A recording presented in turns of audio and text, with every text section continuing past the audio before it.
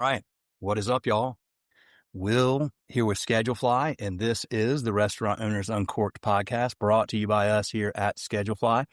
Super simple web-based restaurant employee scheduling software backed by legendary customer service and all at a low price point. We have been doing this for 18 years. We bootstrapped this business. We've grown to over 5,000 customers through word of mouth.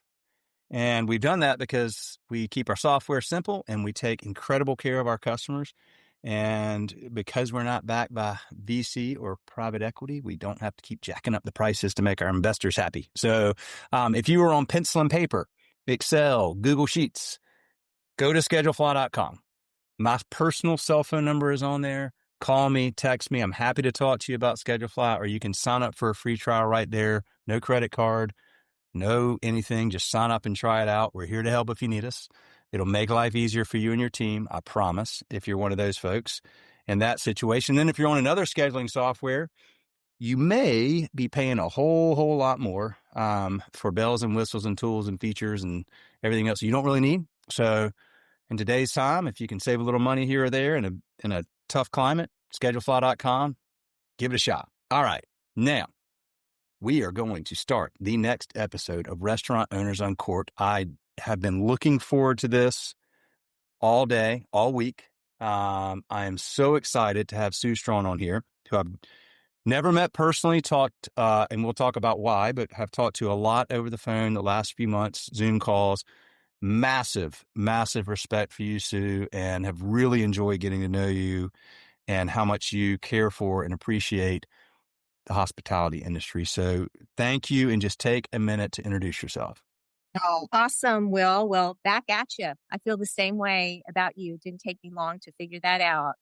As you said, my name is Sue Straughan. I like to say that I am a tenured and well-seasoned hospitality specialist. I kind of sound like a steak. If I were a steak, I'd probably be well done. Been in the industry now for, I did the math this morning. It's actually kind of scary and I hate to admit it, but over 40 years. And I've done everything like many in the audience. I have worked in the kitchen. I have waited tables. I've bartended. I've hosted. I've managed. I have owned and operated and done all the things. And I just absolutely love the industry. But now I'm the corporate director of business solutions for a major food distributor. Named Benny Keith. Benny Keith. The greatest. Benny Keith is the fifth largest food distributor? Oh, good for you. Yes, we are the fifth largest food distributor in the United States. You know, we concentrate very heavily sort of on the sort of the middle section of the United States, moving over to the East Coast, you know, very heavy Oklahoma, Texas, Louisiana, Mississippi, down to Florida, all the way up to the Carolinas and exceeding our growth quickly. So in 22 straight states right now, but we'll be in many more soon. I'm sure that. Awesome. I love it. Well, I can't wait to talk about what you're doing with Benny Keith right now, but you've listened to some episodes, so you know that one question I ask everybody to just kind of start the ball rolling is, when did you get involved initially, and why did you get involved initially in hospitality? So let's wind back the clock. I can't believe 40 years. I don't know how you've been. It's crazy. 40 years, but so tell me how it all got started. What's scary is it's closer to 50, but I didn't want to admit that. But so I thought a lot about this question, and I think I'll start by saying it really started kind of like an escape plan, to be honest with you. Probably many in your audience feel the same way. You know, you start in this industry very young. I did. My first job was at Baskin Robbins in San Antonio, Texas. I was 16 years old. It was a location on Military Drive. I think it's still there today, believe it or not. And right across the street is a McDonald's. It's still there today, too. But I went to school in San Marcos, Texas. And the whole time I was there, I was working for independent restaurant operators. You know, nothing real glamorous, just some bars and, you know, waited tables. Let's just say enough to let me know that it wasn't the industry I wanted to get out of school for and go to work into, right? Yep. So it was fun, but I had other aspirations. So I thought, And so I moved to Houston in 1984. Houston, as you know, is the fourth largest city in the United States. But at that particular time, the economy was pretty tanked, the oil economy. So it was very hard to find a job. So I thought, okay, I'm going to dust off that apron. I'm going to swallow my pride and I'm going to go wait tables again. So little did I know that I was about to stumble into one of what I consider to be one of the greatest restaurant chains of all time. They certainly set the standard for service and food and atmosphere back in the 90s. So I went to work for Houston's restaurant. We had a couple of locations in Houston. I worked at the one on West Chase and absolutely fell in love with the restaurant industry. It was there really, I think, that my hospitality story or my passion for it really began. That's where I always say that where I understood that chaos and hospitality could coexist in a Mm, way that was beautiful. And what I mean by that is we would go on these amazing waits on a Friday and Saturday night. I mean, it was always at least an hour wait, 3 hours long hour wait, back to back. And we would be slammed absolutely out the door. But we executed 100% flawlessly. I mean, it was so much fun. And it was there that I realized, if you do this right, you can put on a performance every single night and delight your guests and be rewarded for that. So not only financially rewarded, but it just felt so good to deliver hospitality at that level consistently and to do it with the team of people that you just absolutely fell in love with. So loved that and did that. I thought I was going to stay with Houston's forever. I mean, at that point, I realized I can go into management. I can grow with this company. They were privately held. I think they're still privately held to this day. And they had quite a bit of opportunity there for us. But what ended up happening was someone approached me. I was in Houston, as I said. Someone approached me about coming to work for a chain that had been pulled out of bankruptcy. And this was back in 92 or 3 at the time.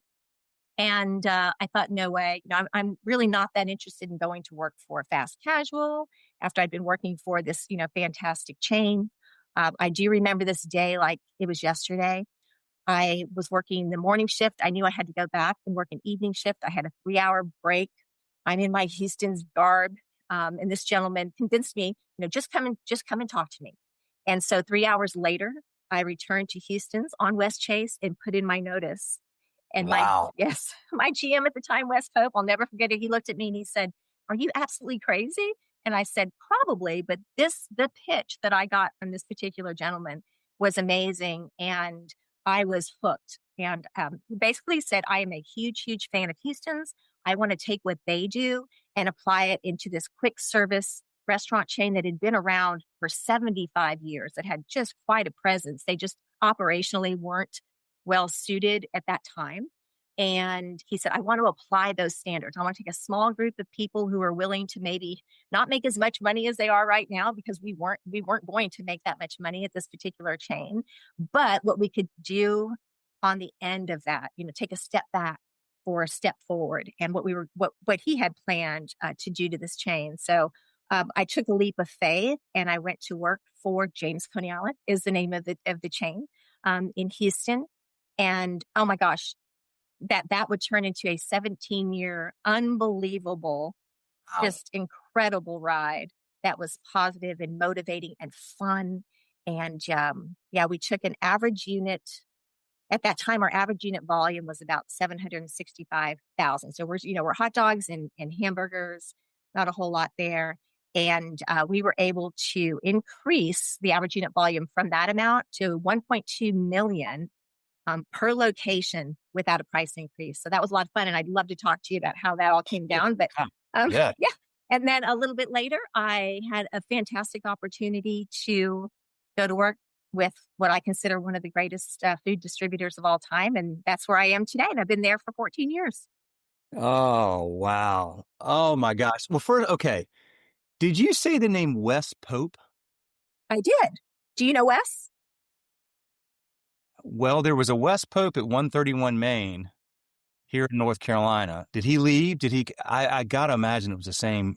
Possibly. I mean, he might have gone to Atlanta. Houston's is very heavy there. I don't know. I lost track with Wes. It's possible. Yeah, Yeah, there's a possible. small chain here called 131 Main, and they have a lot of this. Like when you describe Houston's, I bet that's the guy. That's got to be him. So small world. Okay, so what? All right, I totally relate to the. I'm working in restaurants as a teenager, as a college student, whatever, to make money, but this isn't my jam. Um, and then it's interesting because you said you swallowed your pride and went back and took a job as a server, and then realized this isn't a thing where you need to swallow your pride. This is actually something Exactly. and learn a set of skills, as you talked about. It was so beautifully put. But basically, putting on a beautiful performance every night, and having calm and in the middle of chaos. And that's really what a great, very well run restaurant does. And then you realize that once you learn to manage all that happens in a restaurant that has an hour wait, 3 hours every night, and you can deal with that calmly, you can do just about anything, really. I mean, there's no other job I can think of other than like, emergency responders where you're having like to really be intentional and present and calm while there is just utter chaos going around you. So it sets you up, in my opinion. I'd love to get, this is just from what I intuit listening to people like you, is it sets you up for, with a set of skills that you can apply to any job. Yes. Yes. And that's what Houston's did. And let me backtrack and say that it is a real industry. And I absolutely love this industry. I'm not so sure I wouldn't have fallen back in it anyway had I gotten, quote, a real job, because we've heard that a million times. I love it. And anybody who works in the industry and has for a significant amount of time just has that innate passion to serve. But I think what Houston's taught us is that if you really hone in on your concept and your competitive niche, and you don't try to get too complicated with it, Mm-hmm. right? You keep your menu items small. You establish time standards for service and food and cleanliness, and you execute on those every single day by putting systems in place that allow you to execute, and Yes. that by putting systems in place that allow you to check those things every single day, that it doesn't take a lot. It just takes good systems, consistency, knowing who you are, and just constant reminders to your team about what your top priorities are, who you are, your values are, and how, most importantly, how to get those things across to your customer so that they come back again and again, with more frequency, and buy more when they do, and they hopefully bring a guest with them the next time, because that was what was cool about Houston's, is that they did not advertise. They didn't Yeah. really do marketing other than they were just phenomenal with their service, and it was word of mouth. I can't say that I'm sure they advertise today. I mean, it's been so many years, but back in the day, they didn't have to. And I think we did more sales per square foot than any other casual restaurant chain in America at that time. They Mm. were just phenomenal at what they did. Boy, just executing on the basics. And that's Mhm. just true in almost any business. It is easy to get distracted. Is it easy to get shiny and new? And now let's do this and now let's do that. Where some of the most successful businesses in any domain, particularly in restaurants, it's about, no, let's not add. I'd rather subtract before we add. Let's do less things perfectly than more things average. I mean, look at Raising Cane's. Like, Mhm. the list goes on, right? So, um, they had that dialed in early, and it's that's a discipline. It's a discipline to keep your Yes. business. I mean, I fight it. Like, it's a discipline to keep your business simple and focused, and just because it's almost like, you could get bored with that. Like, okay, like today we're just going to do the exact same thing we did yesterday really, really well again. But if you do, it is so consistent that the guests realize it. And I think of Bricktops here in Charlotte, which is like a regional chain, maybe 12, 15 locations. every time my family of 5 is going to go somewhere, we all just go, well, let's just to celebrate. It's like, let's just go to Britt's. And why is that? Food's great, sure. But I mean, it's like, we just know every time the experience is going to be the same. It's going to be consistent. We know it. It's just Right. boom. And like, that is easy to understand intellectually, hard to execute over and over every day, 365. Mhm. Yeah, yeah. Gosh, there's so much that you said in there, Will, that I wanted to interrupt you and just like we could have a 10-hour conversation Let's on do so it. many Let's things. dive down yeah, let's do it. Let's address some of that for sure. Oh my gosh, so you hit on so many things. So as you know, I do consulting now in the position that I am in now, and I am always going back to this model that Houston's chose because, and we'll start with the menu. So I see a big mistake that a lot of operators make today is that they do try to be too many things to too many, and they think, well, they might start as an Italian restaurant, and they think, well, maybe if I add some Mexican food items or some steaks or this and that, then I can attract a certain customer. I try to remind everyone, establish your competitive niche. Today's consumer it will choose you if you're different in a way from your competition that makes them choose you. So think about what it is that got you started and passionate today, or in the restaurant business, and go back to those roots. So I think what Houston's did so very, very well. One of the things that really impressed me, they had a very small menu. So this is no lie. It was a one pager front and back. It had no more than 22 items on it that included all of their appetizers as well as their 2 desserts, their chocolate fudge brownie and their walnut cobbler. Um, and then there were some wine selections. We had a full bar, all of that. But the cool thing about that menu was if they wanted to introduce something new, if they couldn't execute that within 8 minutes at lunch or 10 to 12 minutes at dinner, no matter how fantastic this entree was, it just didn't make the cut. And in addition to that, if we couldn't execute it or if they couldn't replace something on the current menu, we didn't just squeeze the font a little bit less and add it into the entrees. Something else was dropped, and then the new item was brought on. And I thought that was phenomenal because they knew that time standards were so important to the guest experience. And like I said, it didn't matter if the kitchen was going to have trouble operationally getting it out on time, it just didn't fit our standards, right? So it just didn't make the cut. And there's a lot to be said too for a smaller menu because the crew that you have behind the line, they're going to get so much better at perfecting whatever that entree is because of just pure repetition, Yes. right? And, that's going to help reduce waste and recooks and all the things that might slow down service, or just challenge the guest experience. But I always tell this story at Houston's. I'm not joking you when I tell you there was a system for everything that we did, even for how we put the toilet paper in the stalls in the bathroom and how much toilet paper could be on that roll before we started a shift and where it was when we ended and how we had to put the point and the newspaper in the back. I mean, there was a specific standard for everything. So that plays really well when you're trying to build a culture because even today, I think that employees love to know what's expected of them. They like to know what they're supposed to be doing before the shift, during the shift, after the shift.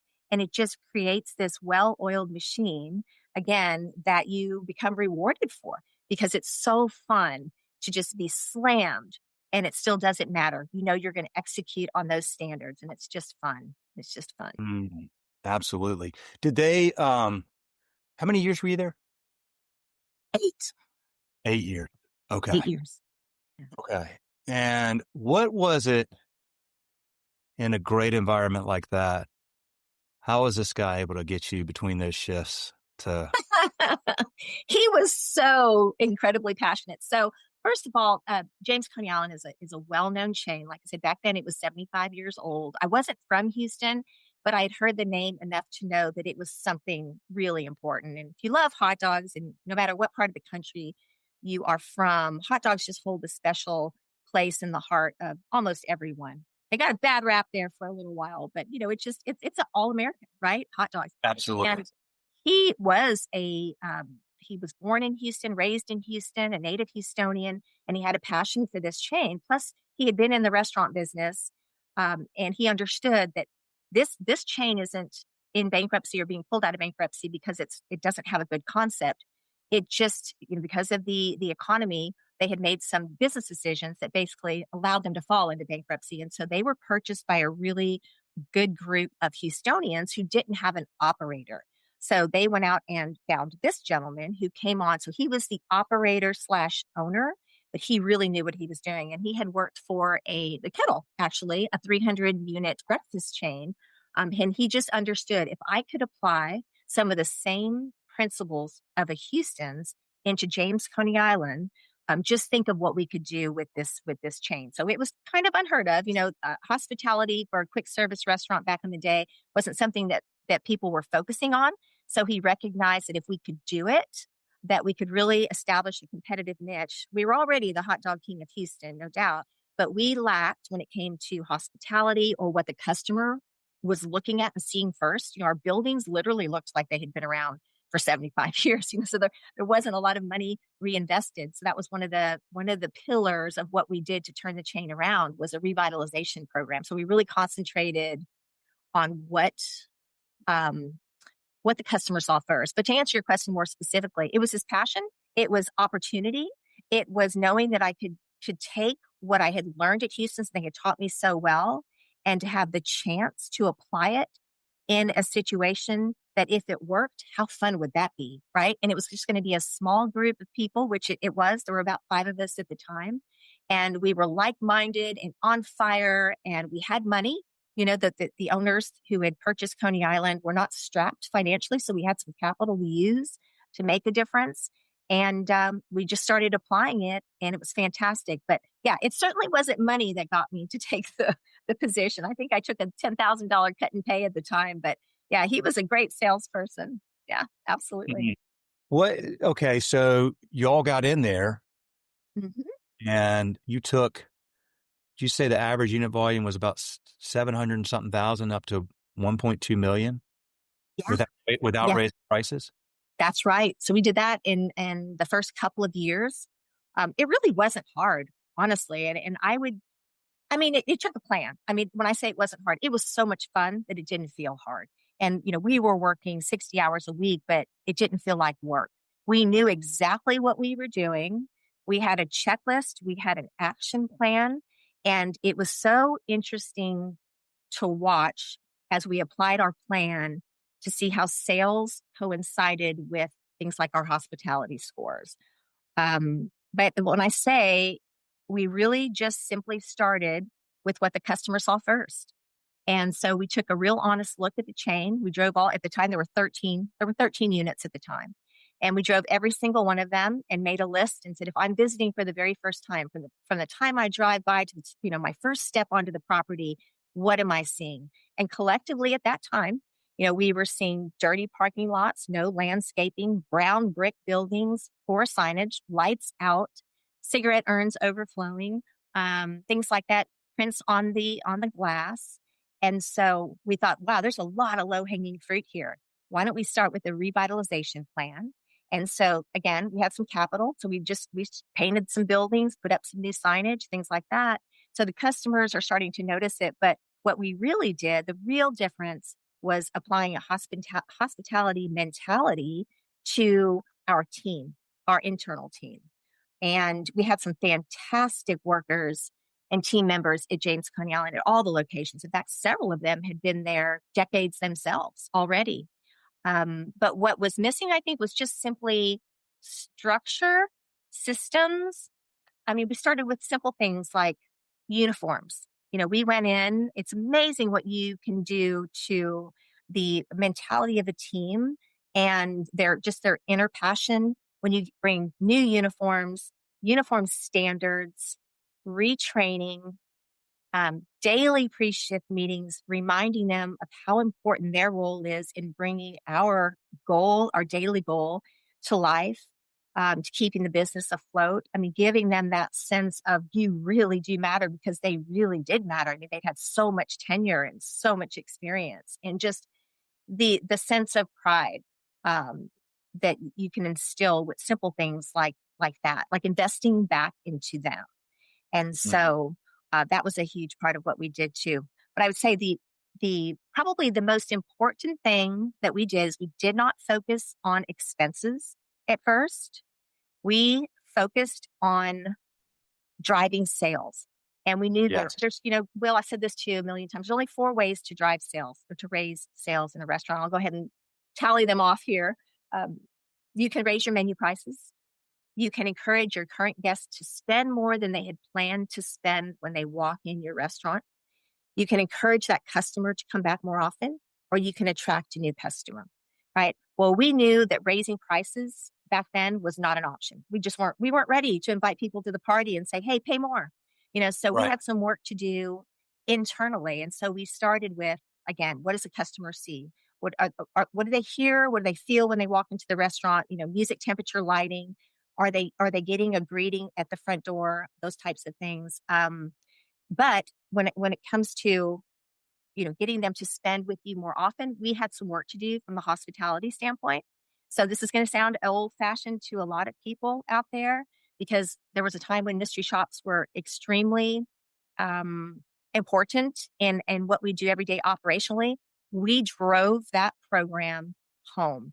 And so we created a 10-page mystery shopper report for our little hot dog eatery that was it could have been rivaled with Hilton hotels. We heard that many, many times. So we graded folks on their standard of service, what they were supposed to be doing, their greet, how quickly they made the greet, how many times did the phone ring before they answered, how did they answer that phone, did they suggestively sell, did they add chili and cheese to those fries? And when we were grading each and every person, but most importantly, we held them responsible for their score and rewarded them handsomely when they scored well. So, a manager could make $1,000 if they scored a perfect score on that hospitality report. So what we did, and I'm spending a little time on this because it turned out to be so key.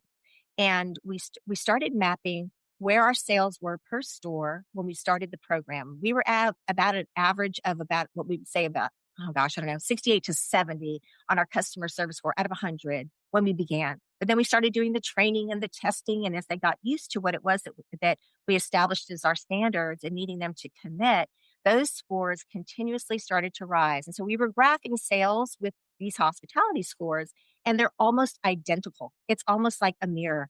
They, as the hospitality scores increased, so did sales. And this just went on and on and on and on. And 10 years later, we're on a same store sale increase for 10 consecutive years, just focusing on those elements in our hospitality program. And most importantly, monitoring them and holding them accountable and rewarding for when they achieve certain benchmarks. So it was incredible.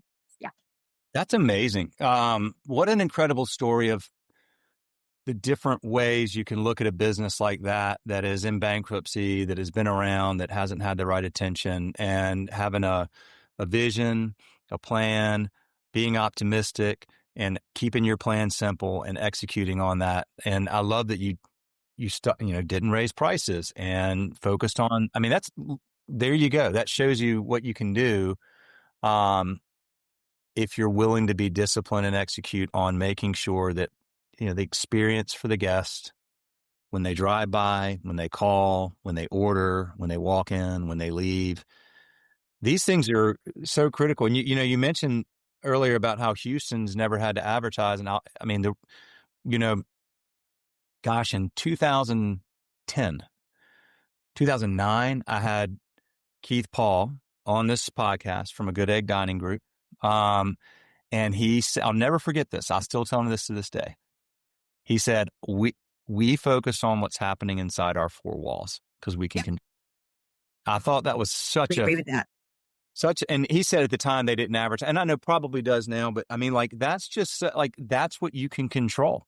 When somebody enters your establishment, what it feels like, what it looks like, how they're treated, you can control that every day, no matter what in the world else is going on out in the world. And particularly in today's time, I would think that when you're able to do that, it really resonates because we don't get that nearly as often these days at as many places as we used to. And we see it and we latch onto it when we do see it. Yeah, no, I couldn't agree more. I love that. And that reminded me of a story that when we first started working at Coney Island, and we would ask the veterans that had been there forever, we're like, what have y'all been waiting on? And they said, the weather to change, because when the weather gets colder, people will order more chili and they'll come in. So right away, we were like, okay, we have to focus on what we can control, and weather is definitely not one of them. So what are we going to do each and every day consistently with each and every guest to encourage them to come back more often, spend more when they do, and think about us on a daily basis over our competitor? And everybody's a competitor, right? So there's not a lot of hot dog places in Houston that certainly weren't back in that day.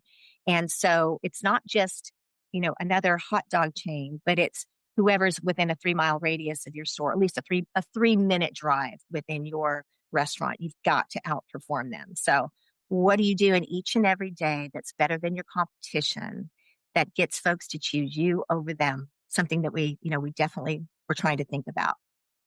Yep. In I've fact, got we call that. I'll add on to it. Um, I don't know if you've ever heard of Jerry O'Brien. He's a fantastic advertising executive. He's a keynote speaker now, but he taught me something and shared something with me that I'll never forget. And he said, one of the best things you can do for your business, no matter what it is, what restaurants or a car dealership, is list the top 5 things that consumers are most frustrated with in that particular space, whether it be a restaurant, or like I said, a car dealer. What do you hate about car dealerships? The wheel in the deal and all that. And then become just the opposite. Do those things, do those 5 things just absolutely opposite of what the customer expects when they're walking in, and just totally blow their mind. Right. So I thought that was good. And that's being insightful. That's really taking a step back and thinking, what don't people like about my business? What is it? And then making changes to adapt to just blow them away. yes. Mhm. Well, interestingly, you then made your way to Benny Keith, Yes. and you've been there, you said 14 years? Going on 14. Yep. This in January. Hmm. So there are, I don't remember how many food distributors there are, hundreds, thousands, I don't know. Um, what are the things about Benny Keith that, because I see this, but that y'all recognize are frustrations or common problems with others that y'all do differently and really well? Why they keep different is the question. Oh my gosh. Well, first of all, I am so grateful to work for what I consider to be the greatest food distributor today. I mean, there's some fantastic food distributors, right? I mean, Cisco's, US Foods, PFG's, Gordon's, all of them. So good at what they do. And Benny Keith is so great at what we do too. And at our core, we're delivering boxes, really. And we're very, very good at delivering boxes. And we've been in business now for, 120 years plus, and we are still family owned and operated by the Hallam family, just a great organization. We have incredible values, and I know a lot of companies say this, but we really do put our employees first, which, to be honest with you, Will, was something I wasn't used to coming from the hospitality industry. It was always customer first, right? So it was something I truly had to get used to when I first started at Benny Keith, that they said we put our family first. Benny Keith, we put our employees at Benny Keith first. And if we take care of you and them, they will take care of the customers. And that is literally at our core in our value. And so that I can't even tell you personally how many times that has come true for me. You really understand the value of Benny Keith when you go through a personal crisis and just how awesome they are, and they come to your side. I really do have a family at Benny Keith, and anyone who's worked there, I know it sounds like I'm pitching here, but anyone who's worked there says the same thing. It's just something you can't really understand until you live it. But I think what really makes us different is what I do each and every day, and that, again, we do the same thing that every other major distributor does, and we do it very well, just like the other major distributors. But there's so much more to what our customers need than just food. We offer over 20,000 products, right? But at the end of the day, when they have their menu and they are executing that menu and they're getting their orders on time, what else can we do for them to help them to thrive? And so I always use the analogy that the restaurant business is a lot like a three-legged stool. And the seat of that stool is your concept, right? Your restaurant concept and the food's coming in and all the things. But operationally or supporting that stool or that seat are three legs. There's the operational leg, the financial leg, and then the marketing leg. And often one of those legs can either be wobbly or broken. And it is our job to help the operator, and it's mainly the independent, right? Because we're heavily independent operation focused. Which leg is broken? And how can we help you to mend that leg? Can we bring solutions to the table that will help you financially or to drive sales or operationally? And, that is the difference, I think, between us and another distributor is that we focus heavily on being solution based because we know we're going to be able to get you the product. That's just a no brainer. And we know we're going to be competitively priced.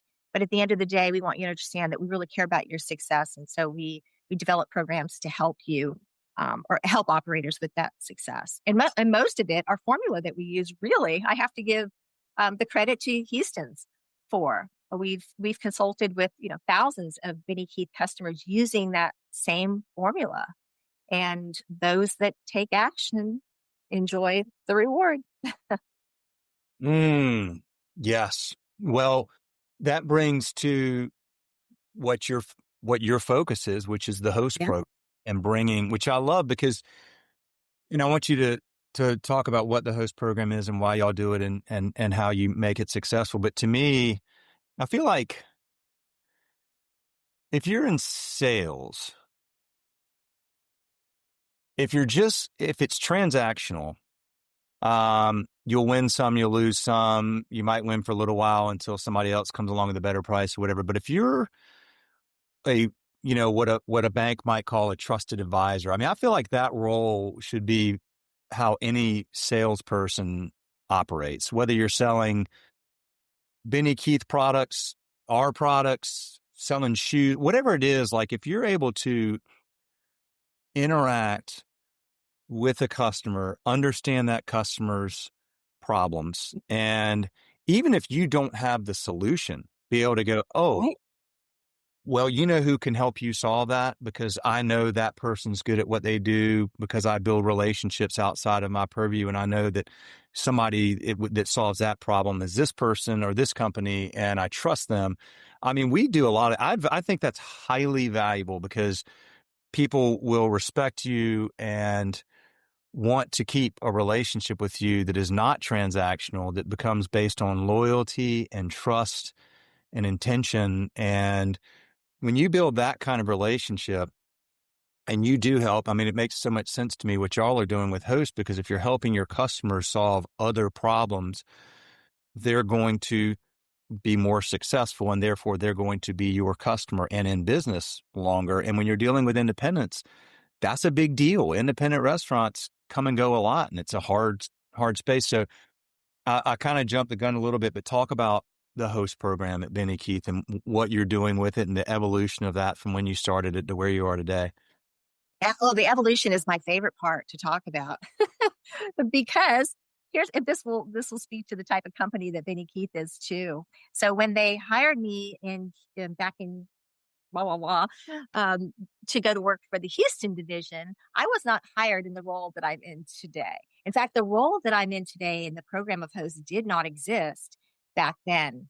But I wanted to get on the other side of the industry, so had an opportunity, came aboard. We had just started building our big branch in Houston, and great fella by the name of Robbie Fish, who is our senior executive VP at Benny Keith, who's been a tremendous mentor and role model for me.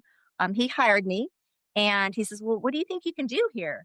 And I was like, I really don't know. And at the time he had this, large piece of paper on his desk. He turned it around, very old school, pen and paper type of individual. We had our organizational chart. He was at the top and then it didn't branch much further down. I think there were like 2 or 3 levels. That's another great thing about Benny Keith. No red tape, right?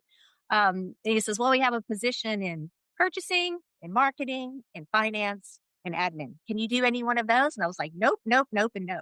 He says, great, I'll put you in purchasing.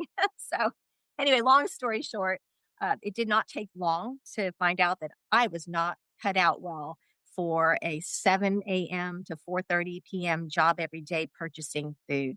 I was so passionate about restaurants.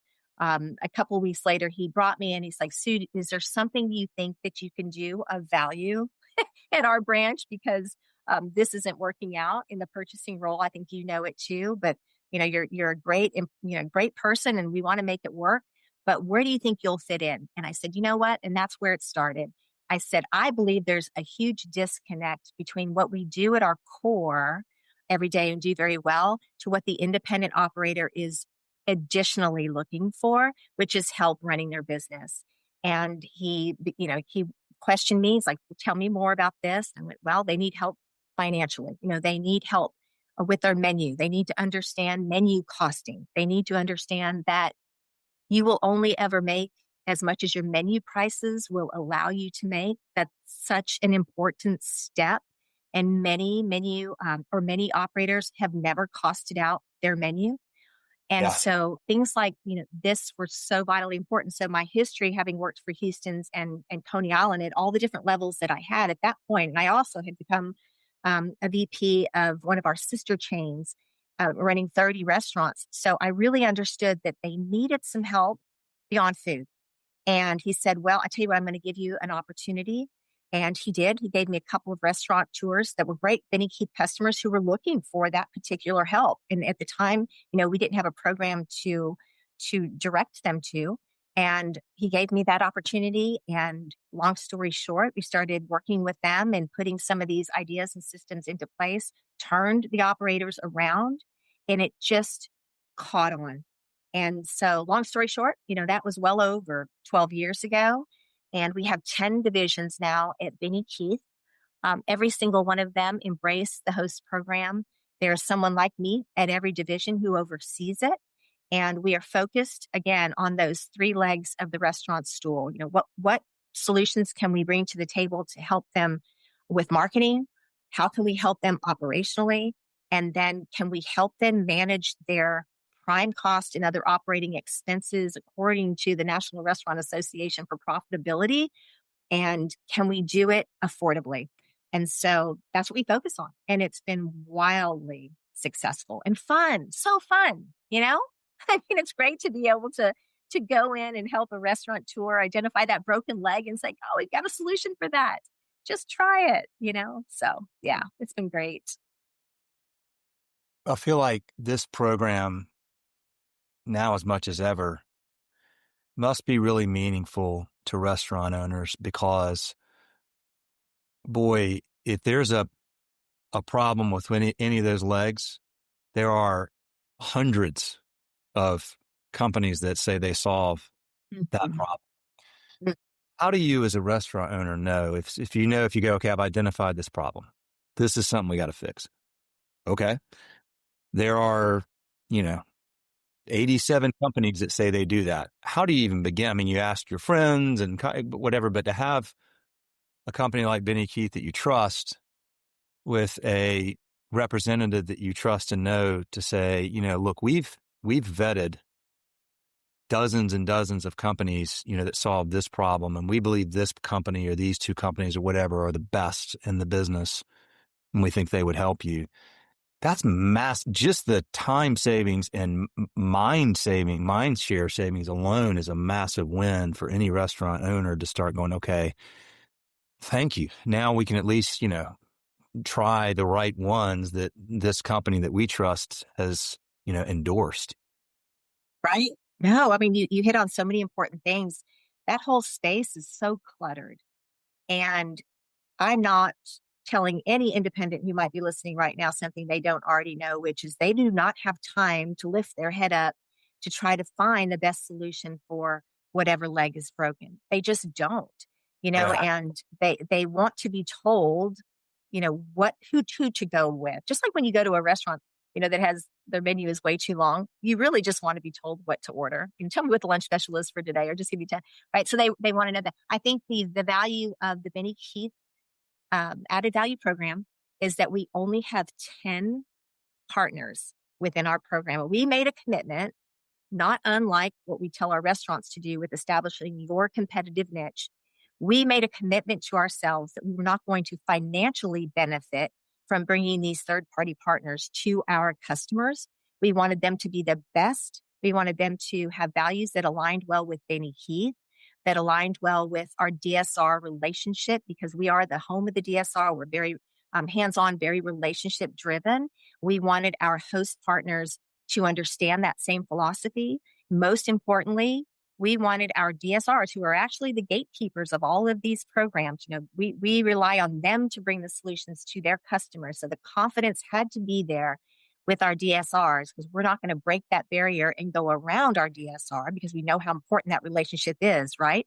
So we had a little bit of work to do internally with, not only are these great solutions, they're the best fit for Benny Keith and for you and for your customer. And they work very well together.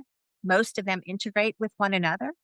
And so it really wasn't hard once we started using those as our basis for which companies we were going to go into business with. Like, I'll be honest with you. I'll use, I hope it's okay to say this, but I'll use Toast as an example. Sure. Toast is a phenomenal point of sale system, off the charts. I think they must own the world market in that space, and everybody knows who Toast was. While they're part of our additional referrals list, they're not a core part of the Benny Keith host program, because we wanted a point of sale provider that, when the operator went down on a Friday or Saturday night in the middle of a shift, they could get someone on the other end of the phone. That was real important to us. And we wanted an in-person installer versus, we're going to ship you that equipment and good luck putting it together. While you can do that with a program like Toast, but we knew that relationship was so important.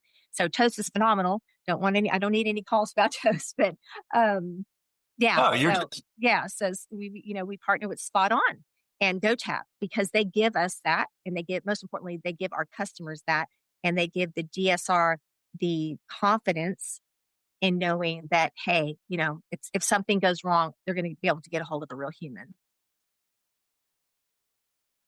Mike and I have been talking about, I think about being a DSR and believing in this program and wanting this host program to be successful, but then having a new vendor come in. I have a relationship with this customer. I built this relationship on trust. I have to make sure that I trust this company, who I'm just now learning about, that their product is going to do what it says it's going to do, that their customer service is going to do what it says it's going to do, and that they're going to pick up the phone. Like, that matters a lot. So I feel like one of the things Mike and I were talking about is like patiently building trust with these DSRs, because if I'm a DSR, I'm going to be like, very skeptical. Yeah. Not, in a healthy way, cautious, right? Yeah. Cautious. Because you care most about the customer and their business and their relationship. And so you want to make sure, darn sure, because people have been, I've been burned doing this stuff, right? Like, you refer somebody and it's like, that didn't work out well, and it looks bad for you, right? So you have to get companies that, and that's what y'all do a good job of vetting those and making sure that, look, you can look your DSRs and your whole team at Benny Keith in the eyes and say they're going to show up. And so you've got, you mentioned GoTab and Spot On, and I know both those companies, and that's their ethos. That's what they do. But right. That's going to matter so much to your team members that really do care about those customers, that they know 100% I can trust this company. And that takes time. Like, you build trust over time. Doesn't happen overnight. You have to build it. Actions, not words, and being consistent over a long period of time. But that goes back to what you were, what you did at Houston's and what you did at James Coney Island. Like, you have an intention and you have a plan, but you have to execute on that plan every single day to build that trust with those customers, that they know that every time I interact with this brand, the experience is going to be a good one. And, as Maya Angelou said, people don't remember what you said. They remember how you made them. Right. Yes. Yes. Just, again, you said so many things that I wanted to jump in, and I've probably I'm lost my sorry. I'm No, like, it's so yep, I just go on and I was like, I know. I'm sitting yeah, I'm sitting here looking at you, and I'm just feeling like we're having a conversation, and I forget that there's a point to all of this, but you're so right. And that DSR has to feel good. They're not going to bring the solution to the customer. And maybe that's one of the things that makes our program so good, is that we know that. Again, we don't go around our DSRs to our, well, I know we have 45,000 customers, that we service out of Benny Keith, but we don't go around our 900 DSRs to get to them. The DSR still holds that relationship. And so we have an extra hill to climb in building that trust and bringing the best to the table, so that, because they'll have DSRs will have conversations with each other. Like, you need to use Margin Edge. Margin is absolutely fantastic. It's a great solution for, managing that financial back of the house operations. And on the flip side, a previous host partner who no longer is, I won't mention them by name, point of sale, they continuously had issues. And it didn't take us long to say, you know what, it's not a great fit. So, in making an insightful decision, we said, what do our customers really want when it comes to a point of sale? They don't want long term contracts. In fact, they would rather not have long term contracts, right? No startup fees. They want in person delivery. So, again, when we went out to find those partners, those were things that we really hooked into. So, being insightful with the DSRs, knowing what they want to be able to trust that when they pick up the phone to call one of these third party solutions, that they're going to get a partner representative that they know they can put in front of their customer, even without them being there in some cases, and know that it's going to be great. And that's what we've worked so hard with. And that's why we've made that commitment to keep our program small, financially unmotivated, right? Or we're not earning a commission every time a Margin Edge license is sold, for example, right? Our success, or our reward, comes in when that customer does so much better that they have to order more food because their sales have gone up that much. And they look to Benny Key to do that because we've helped with their business. And that's really the true goal of the program. You all are,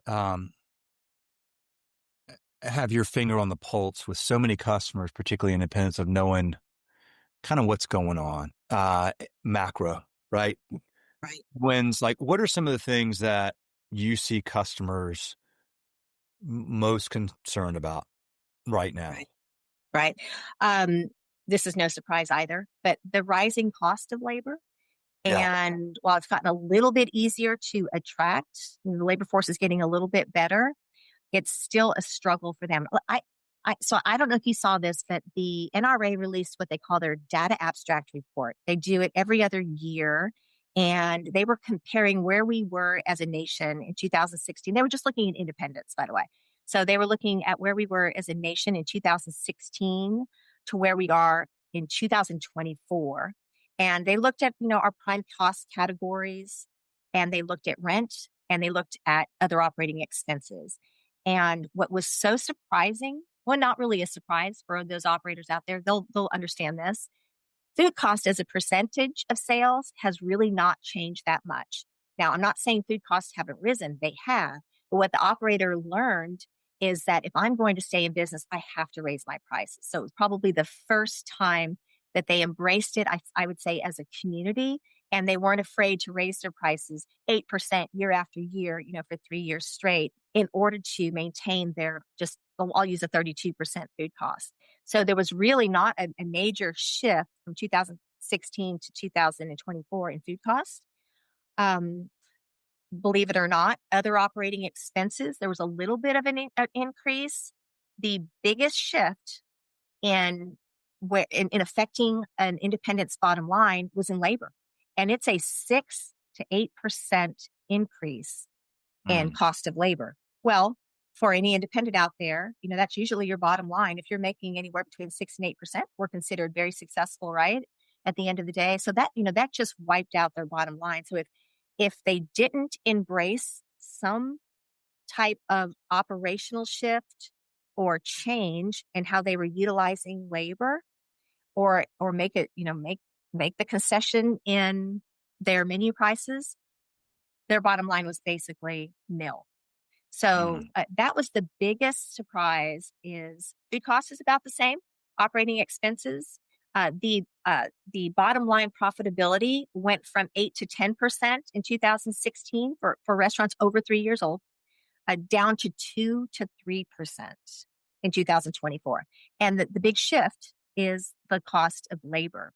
So the big question is, okay, as an operator, how do we adjust for that? And everyone knows out there that the easiest way to lower your percentage labor cost is to increase your sales, right? And can we become more operationally efficient using technology to help us with some of the labor issues? How do I get more from this exact same team that I'm using per hour?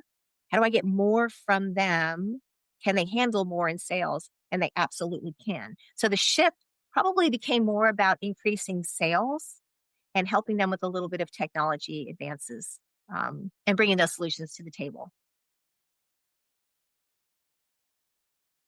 When you think about labor, um, it's an interesting dynamic because there are restaurants or chains that employ a lot of people, but they also keep those people. And I think about the cost of turnover, which is a big part of this as well, and how much it costs when you lose a team member.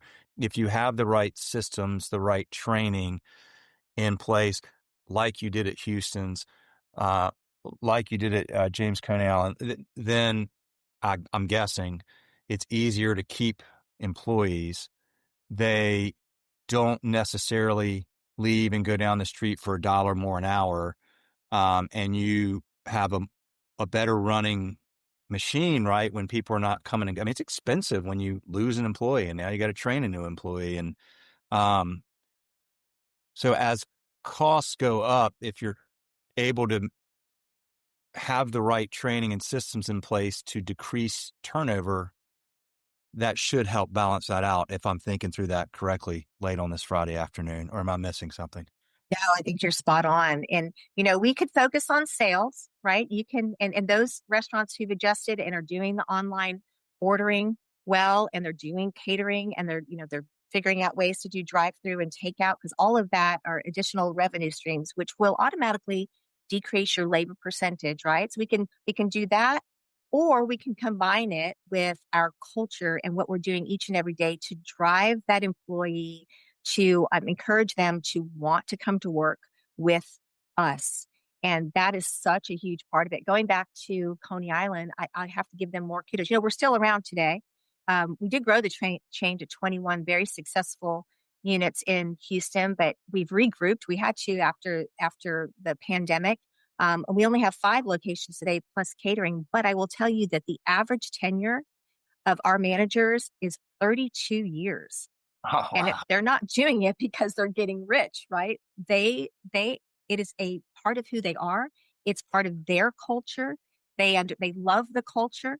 And I think that Houston's, as well as Coney Island and even Benny Keith, a fine example of understanding that how you treat your employees is so vitally important to them staying with you. I'll say pay is always important, right? But other things like just giving these folks the attention that they so willingly or they so deserve. In other words, you matter to me. Your opinion matters to me. Scheduling time to sit down with them once a month in just a one-on-one conversation. And I'm talking about people on the front line, those folks out there cleaning your dining room, as well as your general manager.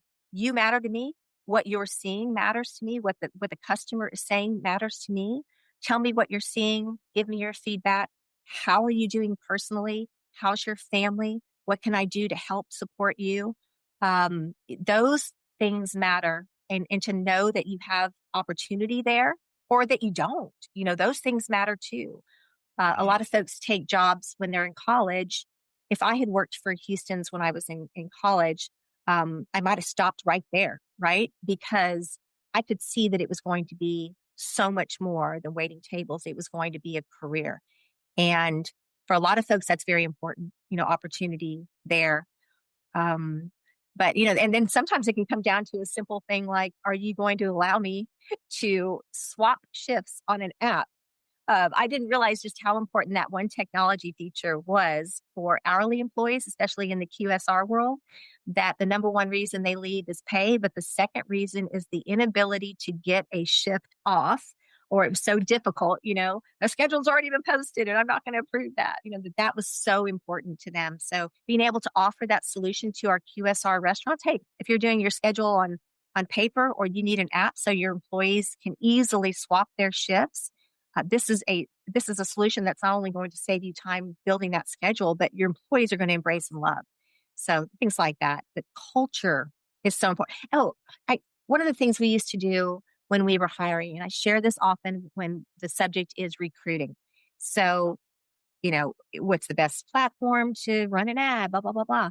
I always say, try to steer away from that. There's definitely platforms out there that work and that will bring you a lot of traffic and a lot of potential team members. But the very best is still one-on-one guerrilla warfare, seeing someone at the bank, at the grocery store, at the dry cleaners, maybe even another restaurant that you are just so impressed with, and carrying around a card. We used to have a little card, it was the size of a business card, saying, "You're a top dog." And it was for Coney Island, right? So we're the big hot dogs of the world, and just walking up to that person and saying, "I am so impressed with you. I've been in here a couple of times. You just blow me away. You're personable. You work with a sense of urgency. I hope you are so excited about where you are. However, if you would like to explore an opportunity to come work with me and come work with this great, fabulous chain, I'd love to talk with you." So we encouraged our managers to carry those top dog cards, like, "You impressed me," top dog cards, around with them, because that's really the best way to attract and build your own team. It's not like they were having to build, a team of 85 people. Most of them had a group of 20. And so if you were a general manager, we encourage them, do that, 3-mile radius in your store, go out there and just learn your community and start personally recruiting. It's still the best way.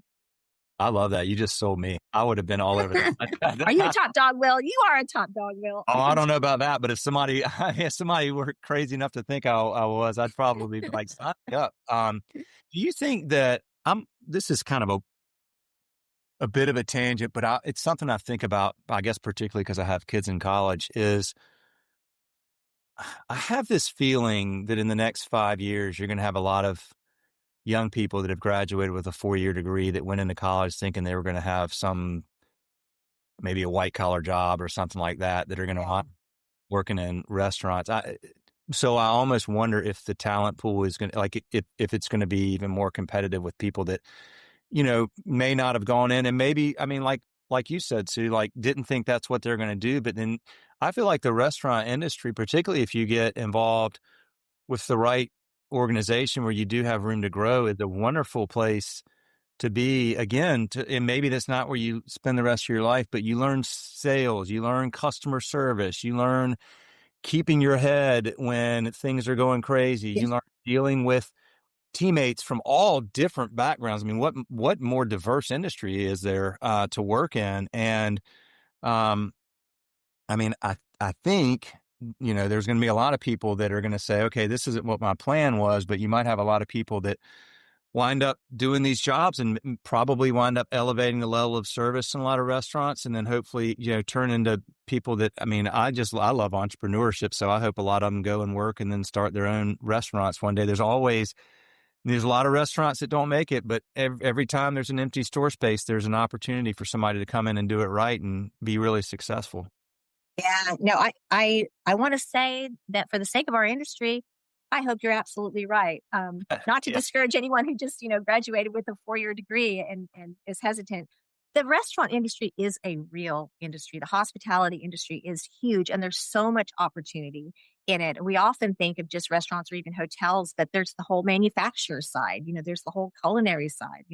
The chef side, the working for the distributor side, like you said, in purchasing or in marketing. It's so diverse. There's just so much to embrace. I never realized it when I was, back in the day when I worked for Houston's. I didn't understand the complexity of this industry and all the opportunity that is in it. And however a person defines success, whatever that means to them, if it's financial or if it's just motivating or rewarding, our industry provides that, and there's just so many opportunities. I mean, I look at my own path. I mean, I grew up with very, very modest means. We grew up in a small town. My father was in the Air Force. We grew up in a small town and landed there back in 1972. And, I didn't know we didn't have a lot, but we didn't have a lot. But I look at where I am today, and all of that was built in the restaurant industry. And I'm very happy with where I am at the end of my career now, as getting ready to retire at Benny Keith. I just look back, and the best times of my life, honestly, were spent when I was working in a restaurant. It's just a fabulous career, just a fabulous career. So I love helping people. We really embrace our customers at Benny Keith because they're restaurant people, and we understand them and understand their struggles. We've identified what their top concerns are, and we have solutions for them. And it's just rewarding. It's rewarding, and it is a real industry. I Very can just strong industry. all the passion and love you have for this industry. I've already taken more time than I had asked. I'll wrap this up, but I want to ask you: are y'all familiar with the Giving Kitchen? I'm not. I don't believe. I will just bring them up because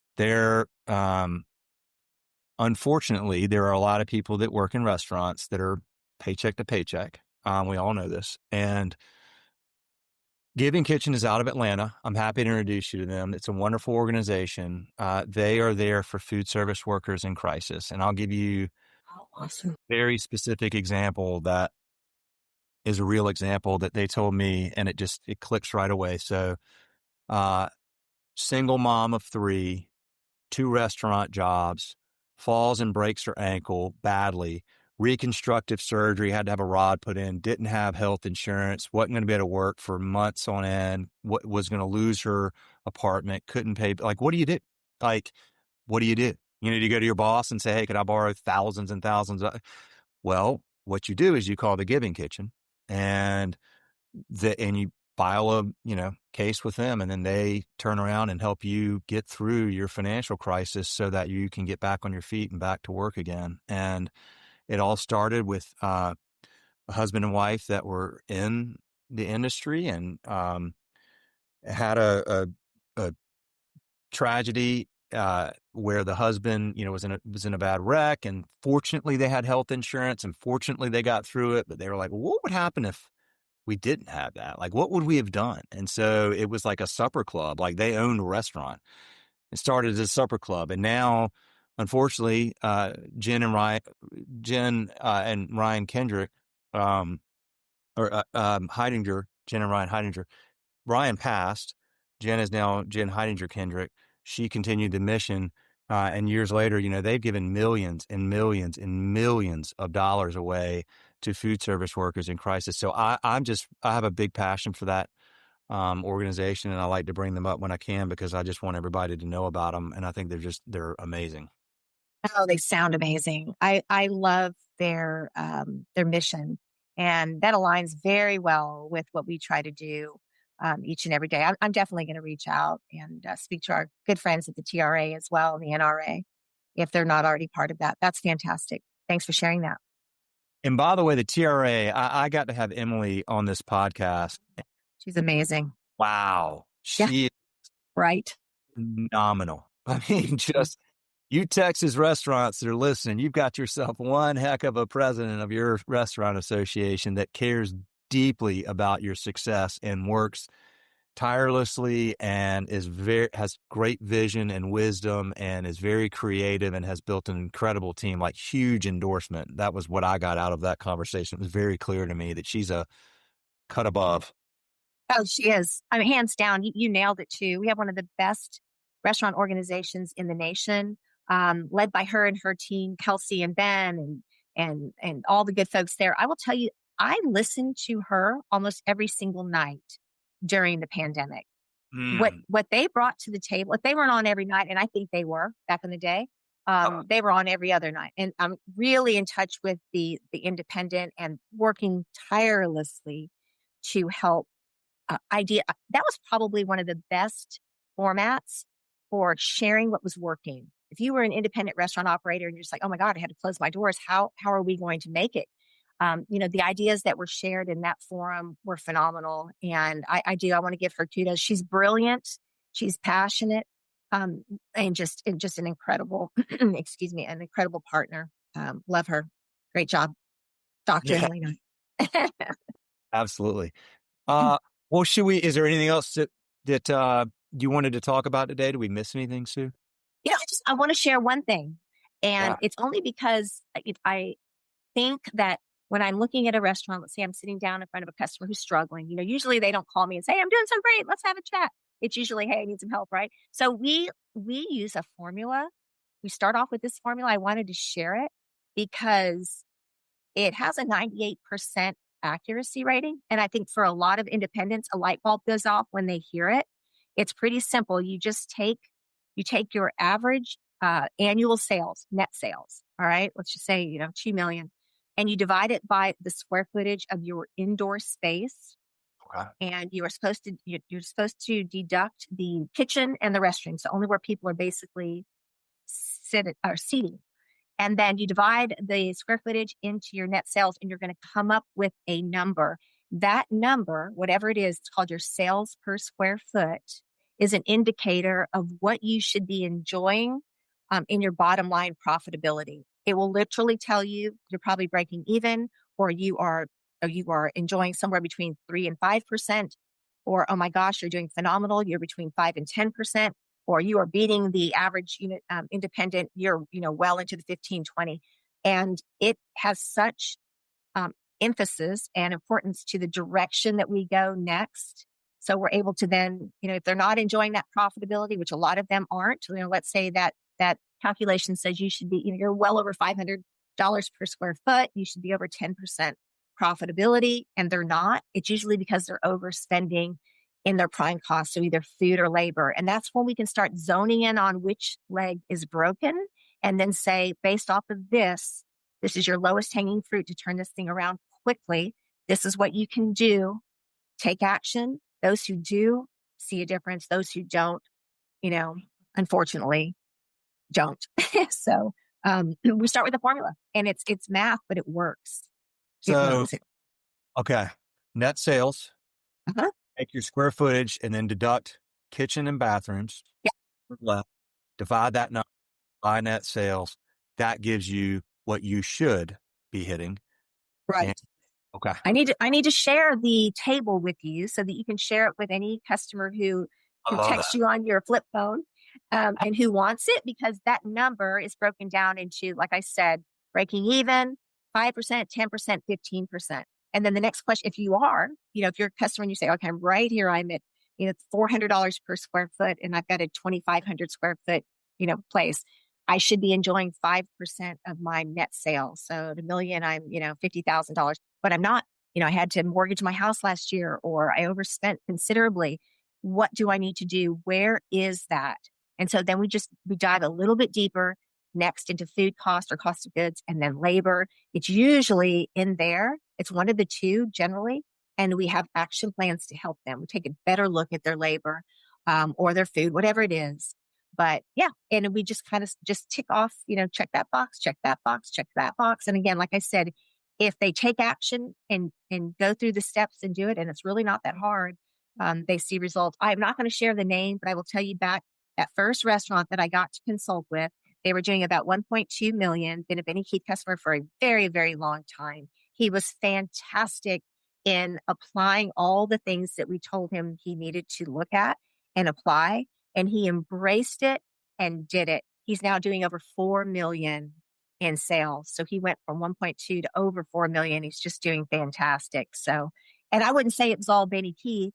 He definitely took advice, and he would go out. Sometimes he would use our solutions. Sometimes he'd find his own, but he absolutely understood the importance of fixing that broken leg. Absolutely. Well, that's somebody who's got a growth mindset, checks the ego and says, I'm willing to learn and grow and get better and listen to others and help me solve these problems. That's awesome. I love that. It's been fun. Oh, I'm so happy we got to do this, Sue. Thank you so, so much. What an honor and a privilege to have you on here. And I really appreciate it very much. Well, the honor is mine. Thank you so much for inviting me. Everyone probably turned off after 5 minutes, but No. This is a great, this is a great, really, tons of value, tons of value. thank you. Thank you, Will. And I look forward to our relationship as we obviously we're bringing Schedule Fly on to the host program. So I know this wasn't a plug for y'all, but again, the values were aligned. The solution's good, affordable, no contracts. I mean, checked all the boxes. And of course, our strategic partner couldn't be better. Oh, well, we are thrilled and appreciate the opportunity, and they're going to work hard to, make sure we earn the trust and deliver for your customers. And all right, well, we will. I don't know if I've asked you this before, but if you'll go on Apple Podcasts or Spotify and give Restaurant Owners Uncorked a 5-star rating, because more ratings means the algorithm puts it in front of more people, so more people get to hear your story, which they need. So, Already done. Already all done. right. Those of you listening, do the same. Thank you all for listening. More episodes coming soon. What a phenomenal, phenomenal way to wrap up this week. We're talking here on a Friday afternoon. Thank you, Sue Straughan. Thank you, Will. All right. You have a good week. You too. See ya. All right. Bye.